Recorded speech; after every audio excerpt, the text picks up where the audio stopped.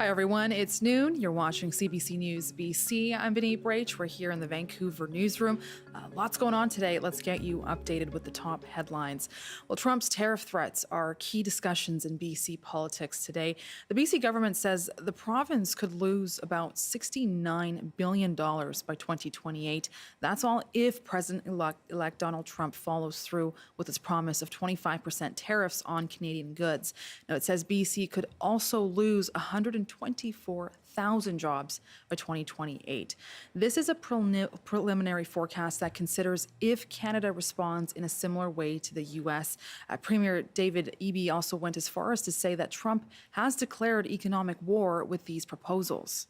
Our country is under direct threat by the President-elect of the United States. It is a declaration of economic war, in my opinion. And in wartime, people need to come together and support each other.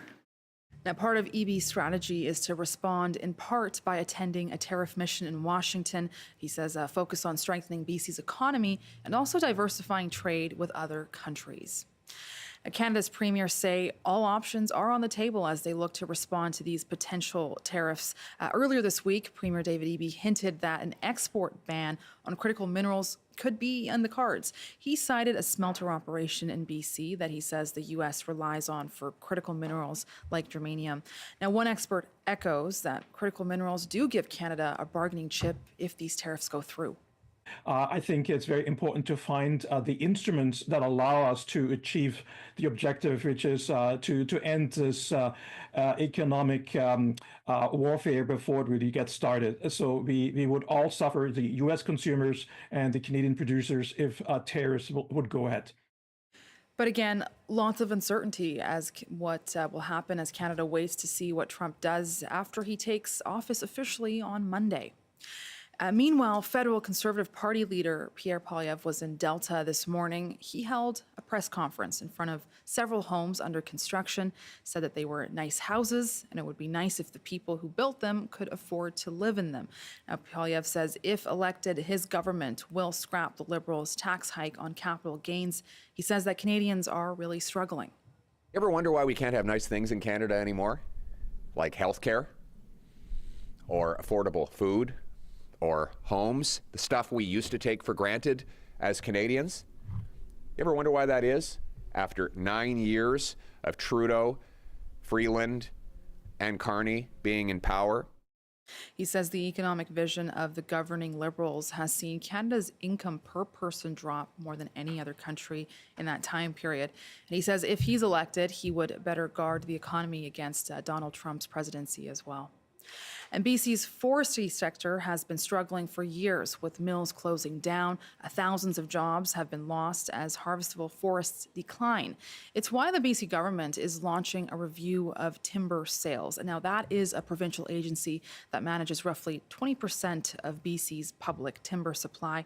This review will provide recommendations on a number of things, including how to get more value from BC's forests and provide reliable market access to fiber. And you are updated this afternoon. I'm Vinny Brach. Stay with us for more news and updates because BC Today is up next.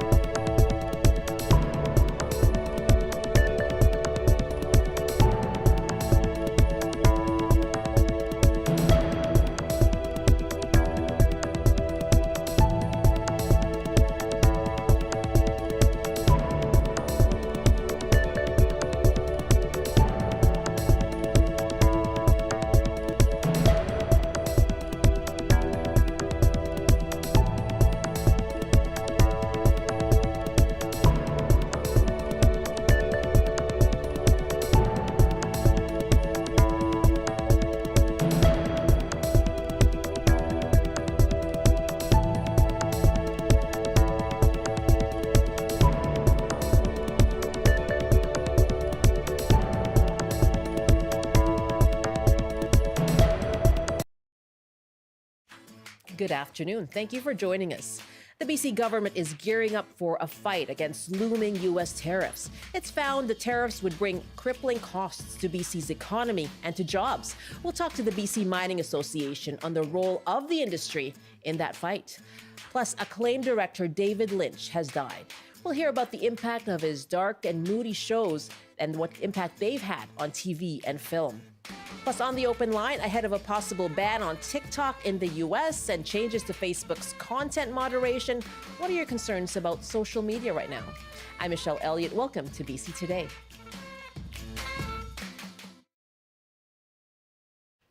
The BC government says it's found the potential 25% tariffs from the U.S. would cost the province's economic growth $69 billion over the next 3 years and 124,000 fewer jobs. The Premier and Finance Minister Brenda Bailey held a briefing this morning in which they provided an economic assessment of Donald Trump's threatened tariffs. EB reiterated his support for Canadian retaliation. There are different positions between Ontario and Alberta and British Columbia about what's best. For us, it's every measure. Whatever it takes, let's do it. Let's get the Americans' attention. That's Premier David Eby speaking this morning. Well, BC's mining industry could be a key player in that fight. Joining me now is Michael Goring. He's president and CEO of the Mining Association of BC. Good afternoon. Thanks for joining us. Good afternoon. My pleasure. First, what do you make of the assessment of that impact that U.S. tariffs could have on BC's economy? The Premier has gone on to say it amounts to economic war. Well, I think the analysis that the BC government published earlier today is devastating. Clearly, the potential for tariffs, if they come to pass, would cripple BC and Canada's economy, province by province, no question. What do you see as the specific impact on mining? Well, it's mining would be no exception. Fortunately, in BC, as Canada's largest copper producer, most of our ore goes to Asia, Japan, Korea, and other Asian nations. But we still are a major exporter of critical minerals to the United States, some 2.2 billion in 2022. That's 7% of British Columbia's exports. And those are the critical minerals we do export to the U.S. are critical. They're indispensable to manufacturing, to their national security. You've heard David Eby refer to that, just how critical these critical minerals are. And so he's been suggesting and seeking at the federal government level a ban on exporting critical minerals from BC to the United States as part of possible retaliation. What do you think of that idea? Well, I actually haven't heard the Premier actually explicitly say that there is going to be a potential ban. That being said, I think Canada as a whole does need to look at and review all of our options in this kind of looming trade battle. I would draw your attention to the unfortunate situation with the government of Canada right now. There's somewhat of a vacuum in leadership. Mm-hmm. And, this comes at a time when we really need to have a strategic, hard-nosed response that I think should remain somewhat ambiguous as to the cards we're holding. I must say I'm not pleased with the differing viewpoints of several of the premiers. I think Canada is better served to for all of the premiers and the federal government to come together to know what we intend to do, and then to engage with the U.S. And communicate to them that they need to know that they're vulnerable on oil and gas, they're vulnerable on critical minerals, vulnerable on lumber, and several other commodities. And it needs to be clearly communicated to not just the incoming U.S. administration, but to businesses, to states, governors, everybody down there, that tariffs on Canadian goods will ultimately hurt Americans and will hurt American business, and in turn will hurt the incoming American administration. Okay, I think you're alluding there to the different approaches, specifically to Alberta Premier Danielle Smith opposing the idea of export tariffs on oil and gas that comes from Alberta as part of that kind of united front, and she was not present at yesterday's meeting among premiers and the prime minister. Can you tell me more about that? What do you think of the position that Alberta has taken in this? Well, look, this is going to be a negotiation, and we are going to be negotiating against an individual who is somewhat erratic and is a disruptor and really enjoys that. And I think for us to kind of fold at the table is not helpful to Canada's overall position. I understand Premier Smith's position. I understand the position of the oil and gas industry. It's not just Alberta. We have oil and gas in British Columbia. We export significant amounts of natural gas into the United States, along with electricity, and as we mentioned, critical minerals. But I think at this point, to kind of put a stick in the spokes of the Canadian bike is not helpful. Just want to get back to your industry and to BC. What the Premier said at a speech earlier this week. He did talk specifically about critical minerals, and he said the goal of all of this is to deliver a very straightforward message that what we provide what helps the American economy go and vice versa. And he provided an example of the tech smelter operation in Trail that exports things like germanium that are used for night vision goggles and electronic devices. And he told the Resource Forum earlier this week that if the United States doesn't get this metal from the tech smelter in Trail, it's not available at all, as in there are no other options. And so what do you think of that? Is that something that you can get behind? Well, I mean, I think those are the facts. The United States has, or we have rather, what the U.S. needs. And we produce 16 of the 50 minerals that the United States has identified as being critical to their economy and their national security. And one of those critical minerals is germanium. And Teck Resources, at their storied Trail smelter on the Columbia River in southeast British Columbia, they refine lead and zinc there at their smelter. Mm-hmm. The zinc is actually sourced from Alaska.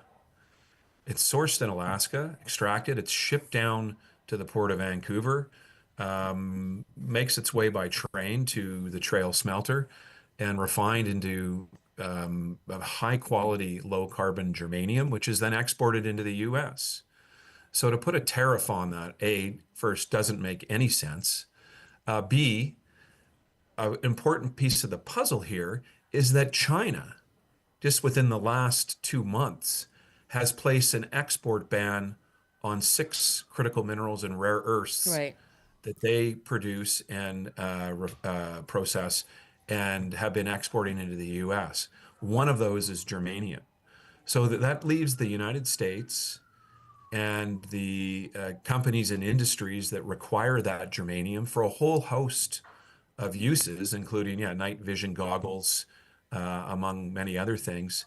It leaves them very vulnerable. They will not have the supply of germanium that they require. Does it make sense, though? Does it, we heard the mayor of Trail being interviewed yesterday. She did talk about the number of jobs tied to that smelter. Does it have the potential of, at least in the short term, hurting the smelter, hurting those jobs, and hurting your industry if there was to be a ban on exporting those materials to the United States?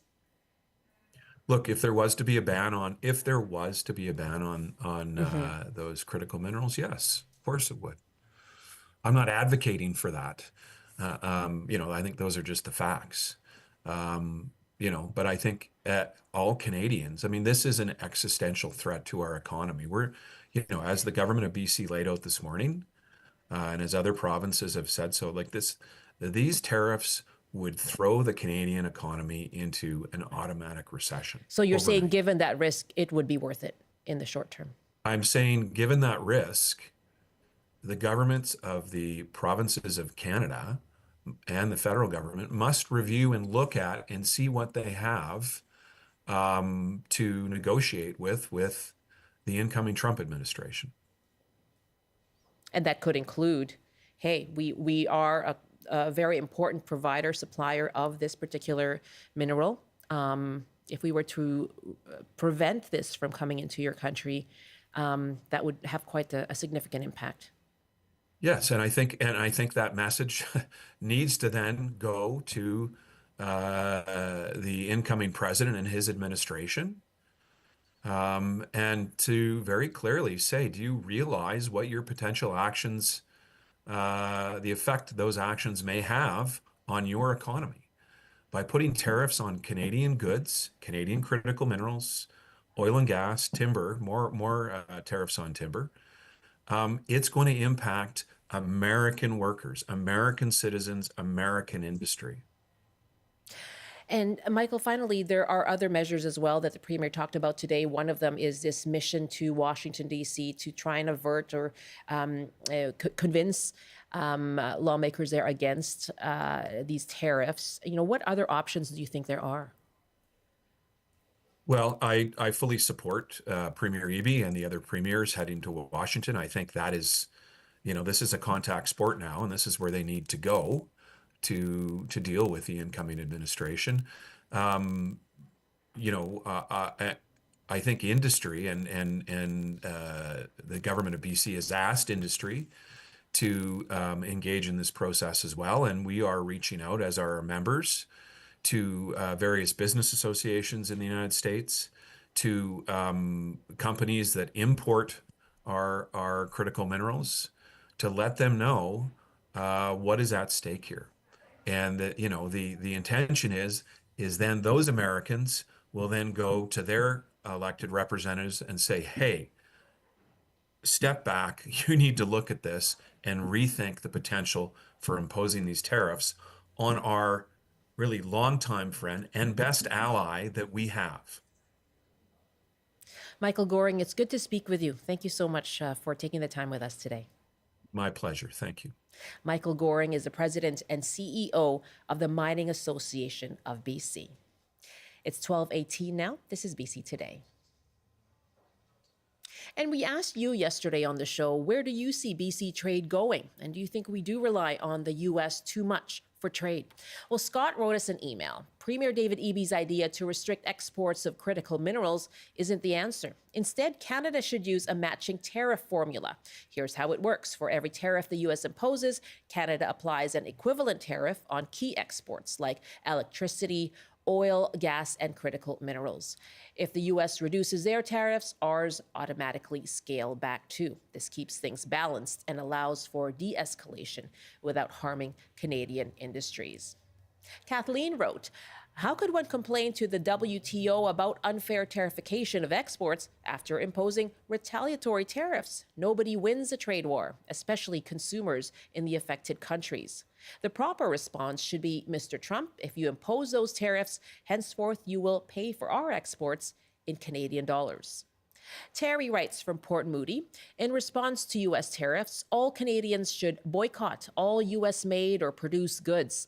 Also, stop using Facebook or other U.S. apps. Finally, no more vacations in the United States. I intend to do so.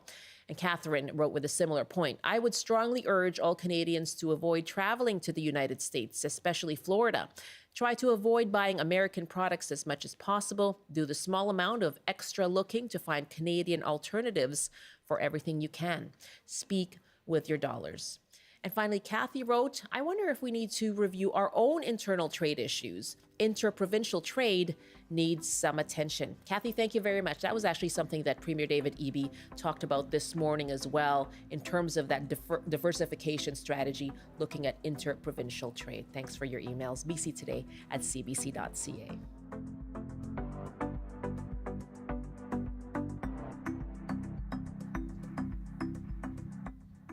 Coming up in about 10 minutes from now, we're going to talk about social media and misinformation. What are you seeing on your own feed?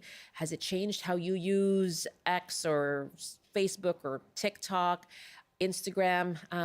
We'd love to hear from you on your approach to misinformation and what needs to be done right now. That's coming up in about 12 minutes from now, right after the CBC News update. Right now, though, some sad news from the world of film and television.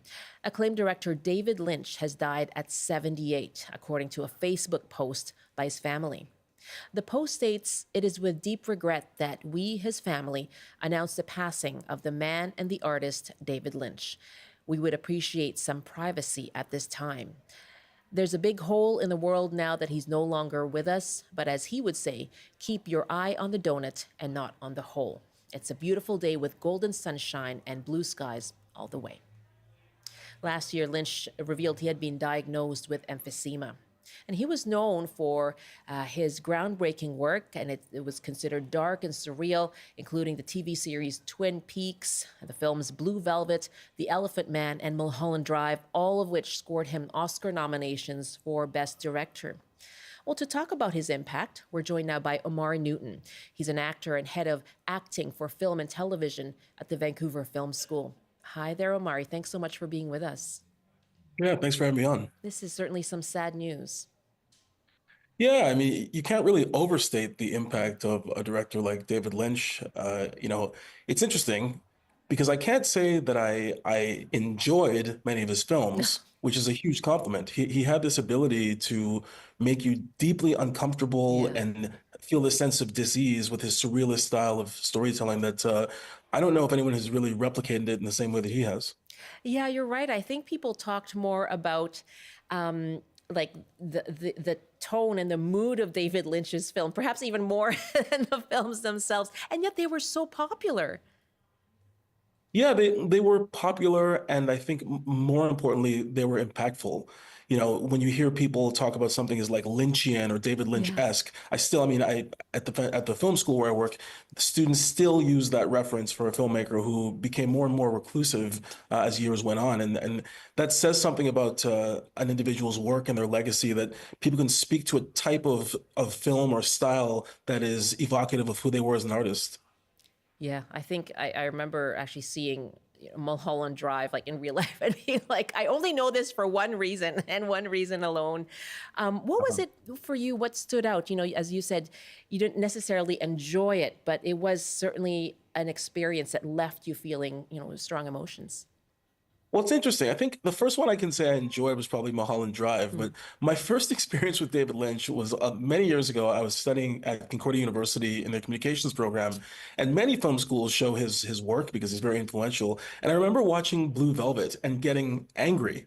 I remember being upset at just the Dennis Hopper huffing the oxygen and hiding in the closet. And just at the time, I was a young man who had a very literal sense of storytelling, and I didn't really appreciate what he was trying to do, and it just really, really upset me.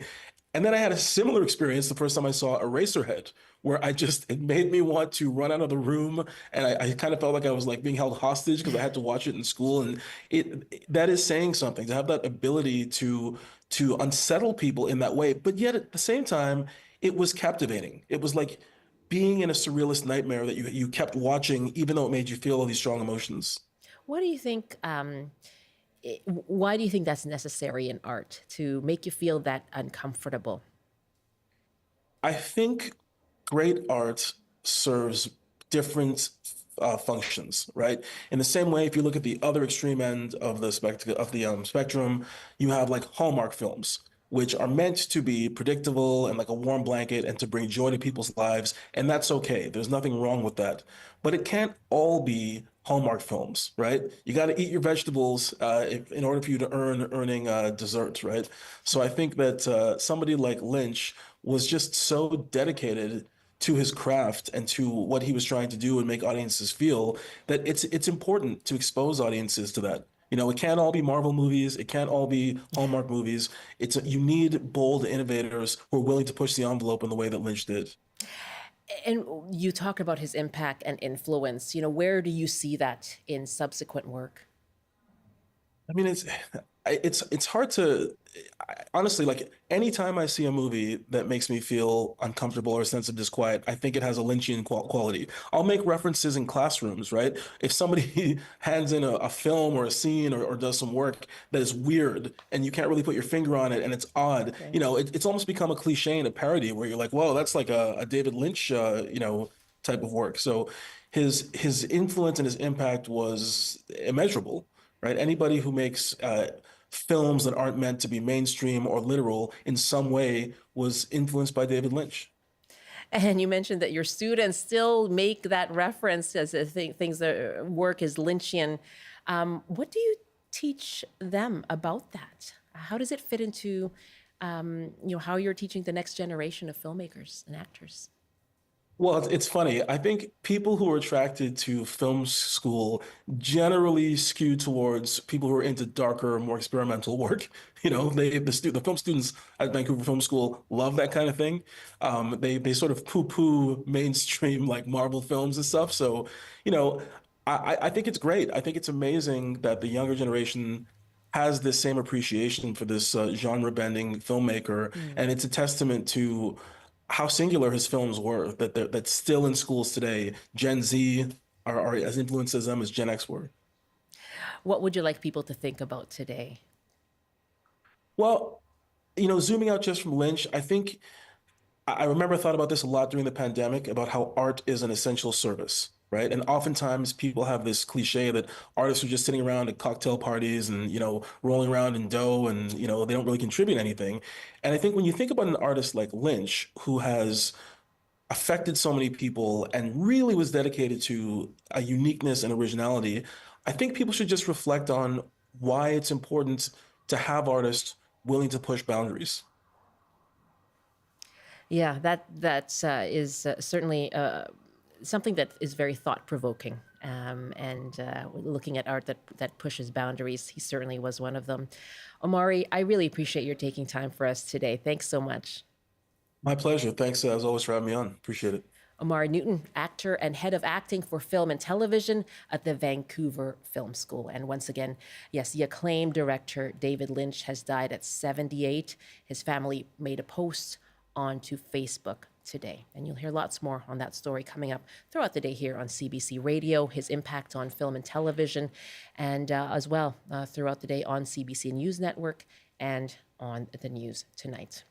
It's just about 12:29 now. You're with BC Today here on CBC. I'm Michelle Elliott. Thanks very much for joining us. We're live on CBC Radio 1, CBC Television, and live streaming as well on YouTube. You can find us at CBC British Columbia, or you can use our streaming service, CBC BC. And we've been talking as our top story as well about the impending looming threats of tariffs from the United States. And we spoke with the Mining Association just now, a few minutes ago. Norman wrote us an email about wrestling in the mud with Trump. There is a wise caution: never mud wrestle with a pig. You'll both get dirty, but the pig will love it. Trump thrives on threats and counter threats, especially when widely publicized. He neither understands consequences nor cares who gets hurt. These puny threats play into his preference for raucous confrontation. By all means, we should be privately devising strategy, but this public mud wrestling will be self-defeating. Norman, thank you very much for weighing in. Our email is bctoday@cbc.ca. And we'll get to your calls about social media and misinformation. And that's coming up after the CBC News Update with Robert Zimmerman. Good afternoon. With 4 days until U.S. President-elect Donald Trump is inaugurated, Premier David Eby is painting a dire picture of what 25% U.S. tariffs could do to BC's economy. He says it could mean a $69 billion hit to the economy over the next 3 years and the potential for 124,000 job losses. The premier says that's why he supports retaliatory tariffs and export bans on products the U.S. relies on, such as critical minerals. BC timber sales will undergo a review to create recommendations for improving access to public timber and supporting forestry jobs. An expert task force will assist in the review, which will last 6 months. And federal Conservative leader Pierre Poilievre says he will reverse an increase on the capital gains tax introduced last June if his party forms the next government. Speaking in Tawasin today, Poilievre says the tax changes have stunted job creation while funding handouts to large businesses and corporations. And now the forecast on the north coast. A chance of showers this afternoon with a high of 6. The temperature falling to -4 with periods of snow in the Peace. In the central interior, including Prince George, a mix of sun and cloud with a high of 2. Highs around 0 with periods of snow in the Kootenays. In the southern interior, including Kelowna, showers and flurries with a high of 3. And for Metro Vancouver, Greater Victoria, and the Fraser Valley, mainly cloudy this afternoon. A bit of sunshine in some areas, with highs around 7. That's your CBC News update from Vancouver. Thank you so much, Rob. Welcome. Robert Zimmerman in the CBC Vancouver newsroom. Welcome back. You're with BC Today here on CBC. I'm Michelle Elliott. Very nice to have you with us. And of course, throughout the day on CBC Radio 1, lots more coverage that you can expect. And here's what's coming up in Metro Vancouver with On the Coast. Hi, Michelle. Amy Bell here, filling in once again for Gloria Makarenko on the coast. I don't know how you feel, but a lot of people think that Vancouver is kind of an unfriendly place, or at least very difficult for people to make friends. So we've been speaking with people trying various ways to forge those friendships. And today we're going to speak to an individual who's decided to organize some meetup groups. So we're going to see if that's the magic it takes to forge some friendships. That, of course, is coming up on the coast, on the air, starting today at 3, and we really hope that you can join us. Amy, we are friendly. We will join you on the Coast this afternoon. I actually have seen that post on TikTok, and there's this wonderful lady who is new to the city, and so she's trying out different things to try and meet people and make friends. I saw one where she went to a painting class. I think it was a sip and paint kind of thing, and she talked about the nice people who were sitting at the table next door, just next to her. But and she talks about how hard it is to meet people and actually make friends. So that could be something we talk about here on the show too. Really interesting topic. That's Amy Bell with On the Coast this afternoon. And let's take another email here on the topic of the tariffs that are looming from the United States and what BC can do. We actually have another point here from Douglas who writes, let's use the potential slowdown with mining in BC as an opportunity to institute a critical regulations plan for BC mining. Thank you so much for your email, Douglas.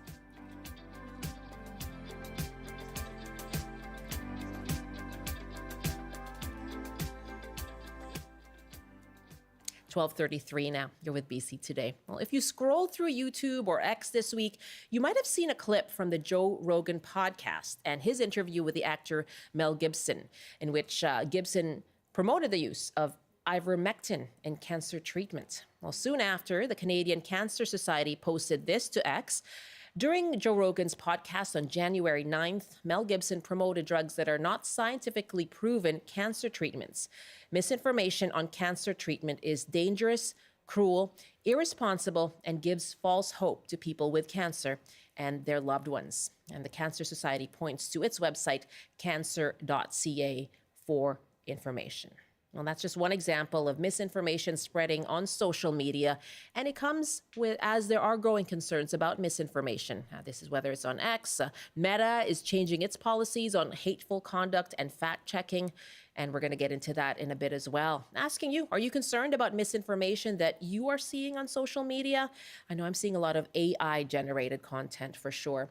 And we're asking you what needs to be done to deal with concerns around misinformation. You can call us 1-800-825-5950, 604-669-3733. And you can also hit pound 690 on your cell phone. You can email bctoday@cbc.ca. I have two guests joining me for this. Jesse Miller is a social media educator and founder of Mediated Reality. And Jaggers Hodson is the Canada Research Chair in Digital Communication for the Public Interest at Royal Roads University. Hello to both of you. Thank you so much for joining us. Hey, thanks for having me. Thank you for having me, Michelle. Jesse, what went through your mind, thinking back to this post or the interview from the Joe Rogan podcast and the post from the Canadian Cancer Society debunking that? Well, it's still surprising that Mel Gibson gets platformed in the first place, but it's not surprising that he would end up on Joe Rogan and receive an hour and 30 minutes of airtime. To be fair, in the sense of conversation, everybody has the right to an opinion. It's whether or not these opinions are backed up with fact and information that can be peer reviewed. And for Mel Gibson to hand over information about friends with cancer and these things that we've been fighting, these ideas since COVID, essentially, of medications that are not recommended by health authorities. It is extremely disappointing to see it continue, but it is not surprising in any way, shape, or form. But to see the Canadian Cancer Association not only directly and immediately respond is a next step in social media addressment where we're not waiting a week and a half, and news stories to propagate. We're seeing responsibility from organizations and social media managers to say, we know this is starting, let's get ahead of it really quickly. Okay. And let me just Okay, I think we're having a little bit of technical difficulty with our other guest, Jaggers Hodson, so we're going to check in with her on that. And so you, Jesse, you just talked about this is the next step, having an organization counter the misinformation. I mean, but I guess to what extent can that actually happen? That seems to be a real kind of vigilance that's going to be needed. It is. And I think what's important to recognize, too, is that social media managers themselves used to be individuals who would solely kind of specialize in communications. What we're seeing with organizations across the board is really recognizing that somebody in social media isn't just a young person who's good with Instagram or X. It's an individual who has an expertise in the field and can position an opinion that's reflective of what the organization truly believes and subscribes to be factual. And they can deliver that without having to jump through a number of hoops to get approval. So let's say we have, Doctors of BC, and then we have a social media manager who may not be a medical professional. To have more and more individuals in these spaces who have expertise in their field and say, this is what we're leading with, and we don't have to go through running of the red tape, that is in itself a benefit to all of us who are consuming information via internet and social media. Okay, let me check in with Jaggers Hodson. Hi, Jaggers, can you hear me? Yeah, I can hear you. Oh, wonderful. Well, tell me what your biggest concerns are right now when you think about the potential for misinformation spreading on social media. Yeah, I mean, the example you gave on the Joe Rogan podcast is a good one because really the consequences of some misinformation is life-threatening. Right. So, if a cancer patient decides to take ivermectin instead of chemo or surgery, for example, they can die from that. And when somebody with star power, particularly, so some authority, Joe Rogan for being a podcaster with billions of listeners, or Mel Gibson, who is a celebrity, when they stand up there, they carry authority with them. And so it's not just an off the cuff remark. It becomes a very weighty issue, which can influence those people who's maybe turned to Joe Rogan because they think he's somehow more trustworthy than say the CBC, for example. There is that as well, right? I noticed the comments are often really they're split. There's this is really harmful, and there are others who say yes, but this information about these drugs have been suppressed. So you're already sort of that misinformation is catering to people who have been already suspicious or suspicious of health authorities and science. So when you think about that, what do you think can be done right now? Then we have Facebook in the United States ending third-party fact checking. They seem to be changing their content moderation as well. So what do social media companies need to do right now? Not what they are doing, right? Right. So I studied actually cancer patients, breast cancer patients, and their the way they use digital media, and it showed precisely that people search when they have an illness, they search for hope online. And so if they're given false hope, if they're given hope that kills, that becomes a matter of life or death. So just as we have warning labels on cigarettes, right, because it causes cancer, it makes me think that the social media companies actually need to be legislated to have warning labels on content like this that may be detrimental to your health. Legislated. That seems to be the opposite way that things are going, though, Jesse. Right? That's right. Jesse talked about people are free to have their own opinion, and that seems to be the direction that Meta is going with Facebook. That we're going to focus more on freedom of expression here. So, what are your thoughts on that? The direction away from perhaps legislation, Jesse? Yeah, well, fact checking is extremely valuable in any sense of forming an opinion. But the concern here is that as Meta migrates towards a community notes, and it is celebrated by Elon Musk and X as a better alternative, community notes can be very, very effective. We value that in, let's say, the Wikipedia community based on collectively agreeing on factual information and information that we want to talk about. But the reality of it is that community notes, when it is propagated by individuals who are not relying on factual information, we migrate towards an idiocracy where we are letting those who believe something that we can 100% prove not to be true or has not been subject to peer review become the normative. And that is not good for digital literacy as a whole. It's not good for media literacy. And as individuals make choices about their health or their everyday participation in society, our politics, if we allow these systems to really kind of take over how we find and agree on good information becoming something that we make choices by, we're going to continue down the path where we're just arguing about misinformation and trying to get back to where factual information does exist in our society as something we do value, and from people who have researched it. Right. It's just the more people agree on something, whether it's true or not, is what's accepted. What makes Wikipedia work, by the way, Jagris?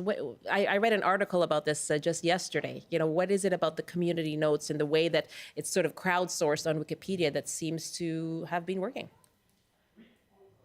Yeah, I mean, so I'm not a Wikipedia expert, so maybe Jesse will be able to provide some additional context. But I think that one of the reasons why it works is because they're very strict, right, about the guidelines of moderation. So, for example, you can't post just anything. You have to have those citations in place, and the citations have to be from independent third parties, best if they are backed by research. So you have sort of a different expectation there. People aren't just moderating Wikipedia pages because they agree with what the page is saying. They are moderating, right, based on factual accuracy and the fact that can be supported through the links in those Wikipedia pages. So I think that their commitment to rigor has been very helpful over the years. Yeah, Jesse, what do you think? 100% agreed. And the reality of it is that Wikipedia used to not be considered a source of citation. And in post-secondary, if you submitted something circa 2006, you'd have a prof saying, where did you get this from? But the reality of it is that community really does hold themselves accountable in a space where they value the information that surfaces there. Now, obviously, they're going to be bad actors when it comes to targeting individuals, or they want to kind of, stir the pot. But if we look at how Canadians most commonly report trusting information, we still have a good amount of Canadians, almost 68%, who say peer-reviewed journals are things that they find value in. And so if Wikipedia goes to a peer-reviewed journal as a citation source, it's still a community that is saying, this is where the information's from. We're presenting it in a different space so that you can easily navigate it. And in that space, even government documents are still favorable in the majority of Canadians' eyes compared to something that we just find off of social media. So I think in 2023, we were able to identify that 2 out of every 5 Canadians would go to social media for information about activities and things that were happening in their communities. But in that, they still had a want to go and find something about that. And that's good. That motivation's good. Just the question further is research. What happens when that divide spreads? Yeah. Okay. Let's take your calls now on this topic, asking you, what are your concerns about social media and misinformation right now? What needs to be done about misinformation spreading on social media platforms? 1-800-825-5950, 604-669-3733, and you can hit pound 690 on your email.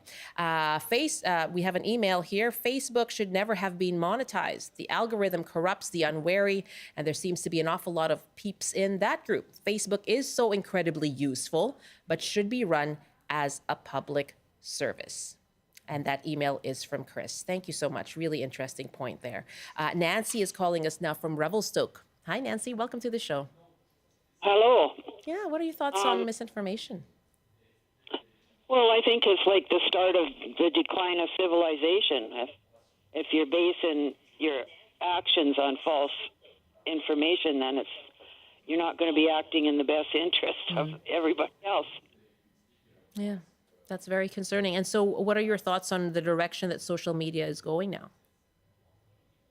Well, I think there has to be some authority to fact check, and you can't just say anything you want that's got no basis in fact.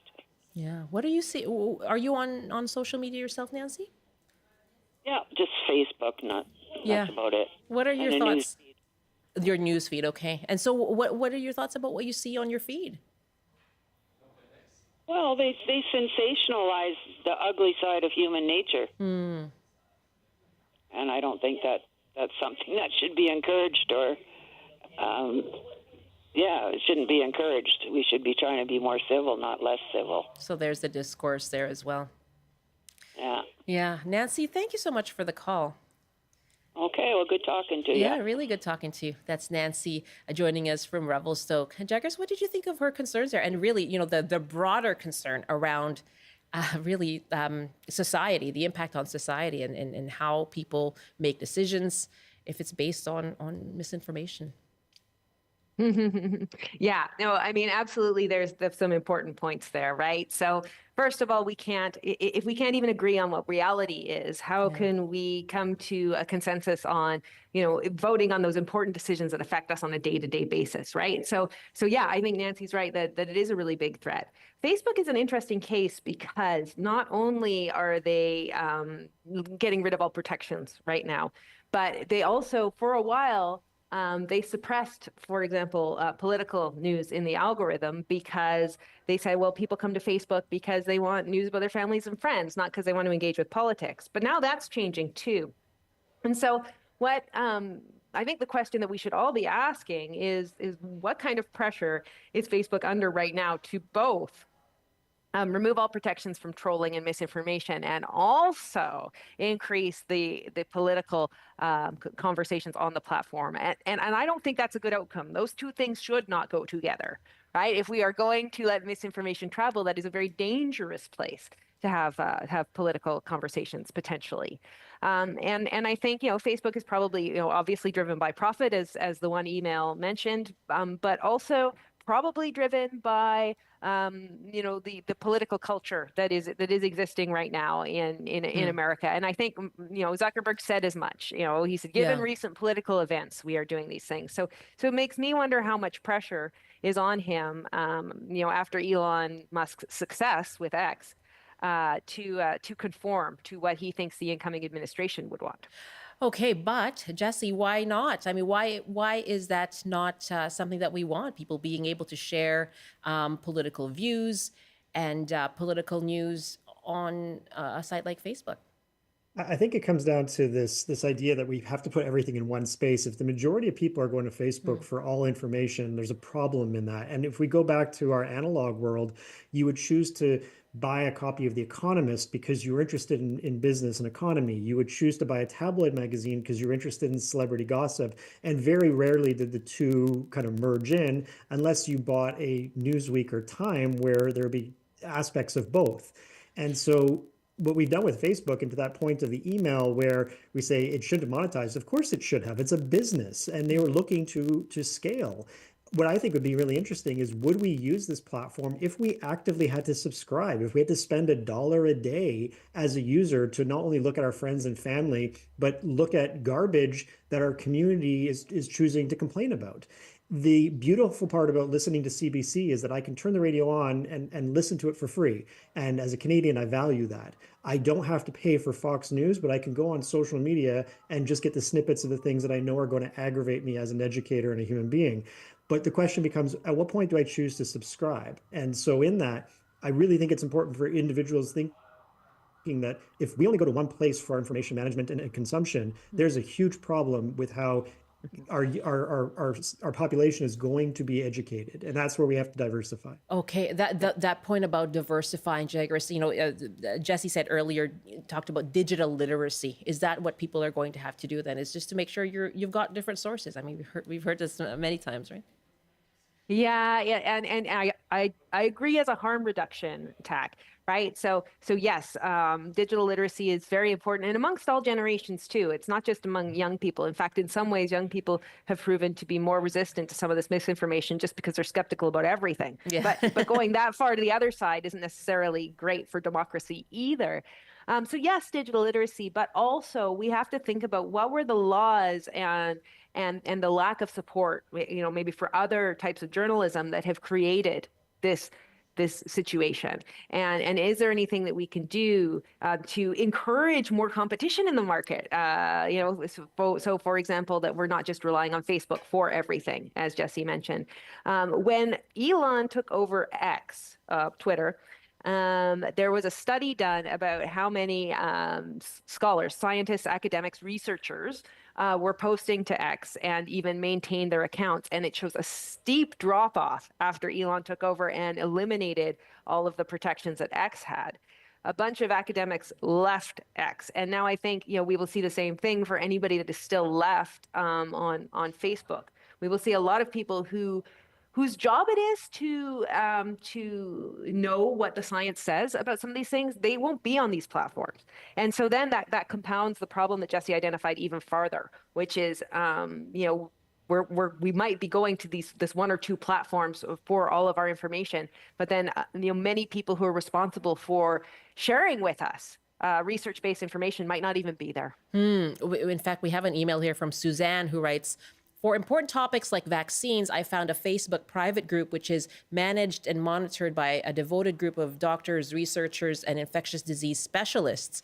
So I followed that for years since COVID. It's very strictly monitored. Anyone can ask questions, but they must back up, quote, statements with valid and verified studies with links to them. Lots of anti-vax people do go on the site. Some people sit on the fence to ask questions, but questions are always followed up on. So much activity on it. No one is allowed to just state something and just let it go. That's really interesting. I have seen a rise of those private groups on Facebook as well. Suzanne, thank you very much for your email.